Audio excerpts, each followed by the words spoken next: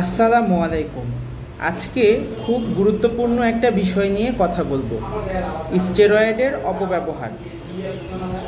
অনেকেই একটু চুলকানি, ত্বকের দাগ, ব্যথা হলে নিজে থেকেই স্টেরয়েড মলম বা ওষুধ কিনে খেয়ে ফেলেন। খেয়ে বা লাগিয়ে সাময়িক উপকার হয় ঠিকই, কিন্তু সেটা বেশি দিন থাকে না। এক রোগী এসেছিলেন আমার কাছে, কয়েক মাস ধরে ত্বকে দাগ হচ্ছিল, মলম লাগিয়ে ঠিক করে ফেলতেন, কিন্তু আস্তে আস্তে সেটা আর কাজ করছিল না। তখন দেখি স্কিন পাতলা হয়ে গেছে, দাগ আরও ছড়িয়ে পড়েছে, কারণ বারবার স্টেরয়েড লাগানো।